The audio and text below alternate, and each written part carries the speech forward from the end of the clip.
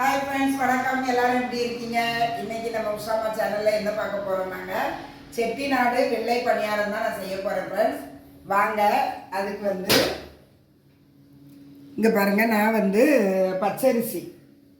பச்சரிசியும் உளுந்தும் ரெண்டையுமே நான் வந்து எடுத்து ஊற வச்சிருக்கேன். அது நான் எப்படி எடுத்தேன்னு சொன்னால், இந்த வெள்ளை பணியாரத்துக்குங்க நான் அரிசி எப்படி ஊற வச்சேன்னா, இந்த பாருங்கள், இந்த ஆளாக்கில் கரெக்டாக ஒரு ஆளாக்கு எடுத்துட்டு இதை வந்து நம்ம இந்த அரிசியை இது பண்ணிவிட்டு இதுக்கு மேலே உளுந்து வந்து நான் கோபுரம் மாதிரி அளந்து வச்சு தான் இதில் 2 ஆளாக்கு போட்டேன் ஃப்ரெண்ட்ஸ்.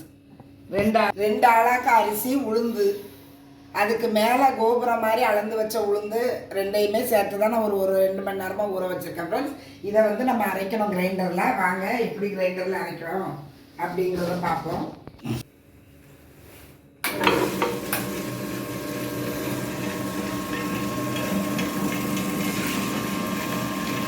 ரொம்ப தண்ணி சேர்க்காமல் அரைக்கணும் ஃப்ரெண்ட்ஸ். இந்த பதம் வந்து தோசை மாவு பதத்துக்கு இருக்கணும். இந்த அரைச்சி முடிச்சுட்டு நான் வரேன் ஃப்ரெண்ட்ஸ். நம்ம வடைக்கு எப்படி அரைப்போம் ஃப்ரெண்ட்ஸ், அதே மாதிரி தான் அரைக்கணும். ரொம்ப நைஸாலாம் அரைக்கக்கூடாது, ஓரளவுக்கு பதமாக அரைக்கணும் ஃப்ரெண்ட்ஸ். ரொம்ப நைஸாக இருந்ததுன்னா பணியாரம் நல்லா இருக்காதுன்னு சொல்லுவாங்க.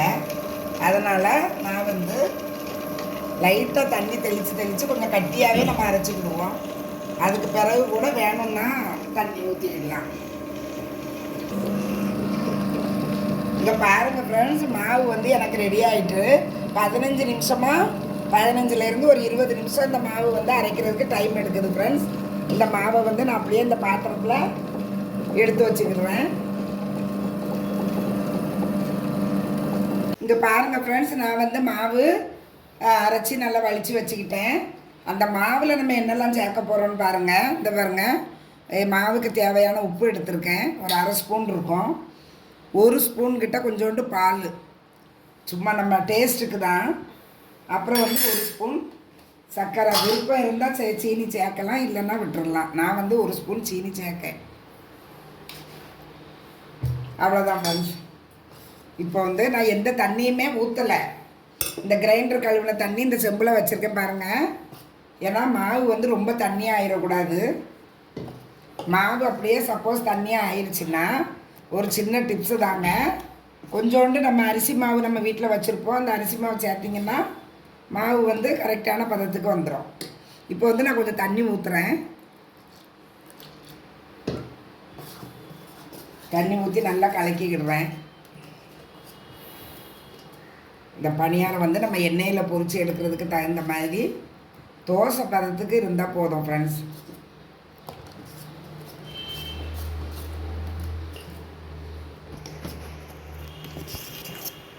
இன்னும் கூட கொஞ்சம் தண்ணி ஊற்றிக்கலாம்.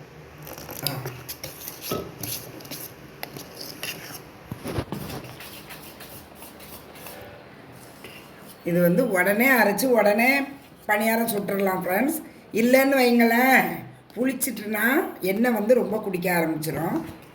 அதனால தான் இப்படி மாவில் ஒரு கரண்டி இப்படி ஊற்றுற மாதிரி இது வந்து கரெக்டான பதம் ஃப்ரெண்ட்ஸ். இவ்வளவு தான் ஃப்ரெண்ட்ஸ், மாவு வந்து ரெடி ஆகிட்டு. அடுத்ததாக இந்த வெள்ளை பணியாரத்துக்கு ஆப்டாக ஒரு கார சட்னி தான் அரைக்க போகிறேன் ஃப்ரெண்ட்ஸ். அதுக்கு வந்து வெங்காயம், தக்காளி, வெள்ளைப்பூடு, புளி கொஞ்சம் எடுத்து வச்சுருக்கேன், தேவையான உப்பு ஃப்ரெண்ட்ஸ். இவ்வளவையும் வச்சு நம்ம வந்து கார சட்னி நான் செய்ய போகிறேன். மிக்ஸி கப் எடுத்துருக்கேன் ஃப்ரெண்ட்ஸ். அதில் வந்து வெங்காயம் நறுக்கி வச்ச வெங்காயத்தை போட்டுடுறேன், புளி, அப்புறம் பாருங்கள், நான் வந்து 2-3 பூண்டுக்கிட்ட உரித்து வச்சுருக்கேன். இந்த பூண்டையும் இதிலே சேர்த்துக்கிடுவோம். இது வந்து தக்காளி கொஞ்சம் கொஞ்சமாக அரைச்சி நான் மொத்தமாக அரைச்சி எடுத்துகிட்டு வரேன். தேவையான வத்தல் காஞ்ச மிளகாய் எடுத்திருக்கேன் ஃப்ரெண்ட்ஸ், ஒரு 10 போல் எடுத்திருக்கேன்.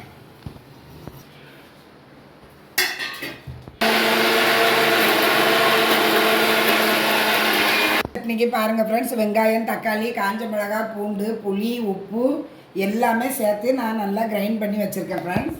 சட்னி தாளிக்கிறதுக்கு ஒரு தாளிப்பு கொடுக்கணும், அதுக்காக நான் வந்து ஒரு பாத்திரத்தை எடுத்து வச்சு ஸ்டவ்வை ஆன் பண்ணிட்டேன் ஃப்ரெண்ட்ஸ். தேவையான எண்ணெய் ஊற்றிக்கிடுவேன்.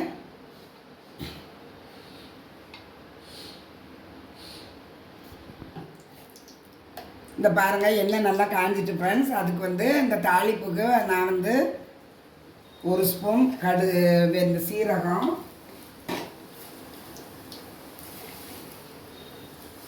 கடுகு போட்டுக்கிட்டேன்.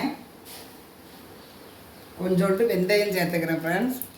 ஒரு 5-6 காஞ்ச மிளகாவும் குந்தி வச்சுருக்கேன் ஃப்ரெண்ட்ஸ். அதையும் போட்டு நல்லா வதக்கிக்கிடுவோம். தேவையான கருவேப்பிலையும் நான் நல்லா பிச்சு போட்டுக்கிடுறேன்.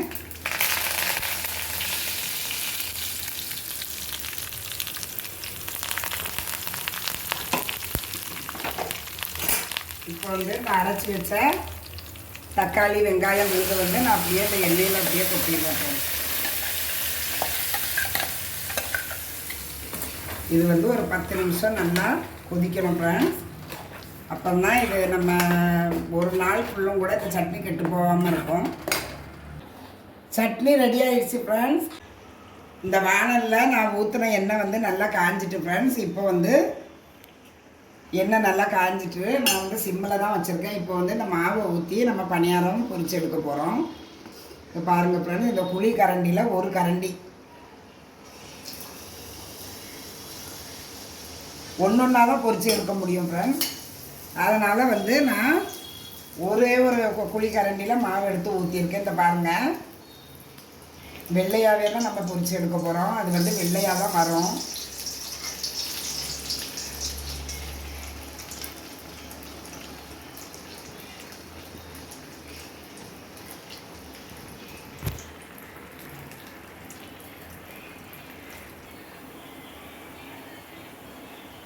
பூரி சுடுற மாதிரி தான் ஃப்ரெண்ட்ஸ். நம்ம ஒவ்வொரு கரண்டியாக இந்த எண்ணெயில் ஊற்றி அப்படியே பொரிச்சு எடுக்கோம் ஃப்ரெண்ட்ஸ். பொரிச்சு எடுக்க போகிறோம்.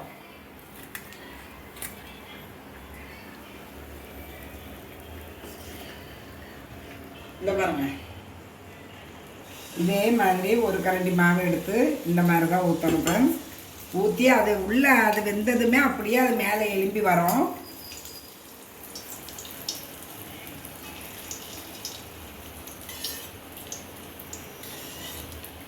இதே மாதிரி செட்டிநாடில் கோயிலெலாம் வந்து இந்த பணியாரம் வெல்லம் போட்டு கருப்பட்டி வெல்லம் போட்டு பணியாரம் சுடுவாங்க ஃப்ரெண்ட்ஸ். அது ரொம்ப டேஸ்டியாக இருக்கும்.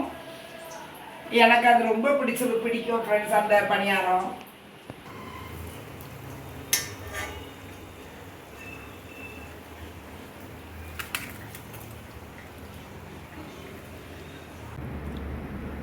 ஃப்ரெண்ட்ஸ், இங்கே பாருங்கள், வெள்ளை பணியாரமும் கார சட்னியும் ரெடி ஆகிட்டு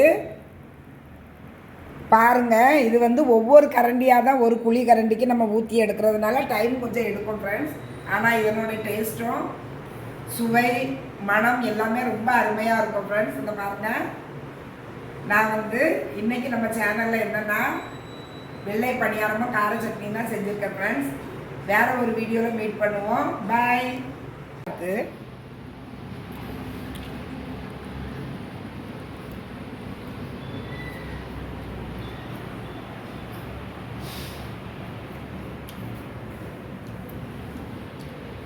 ரொம்ப அருமையாக இருக்கும்.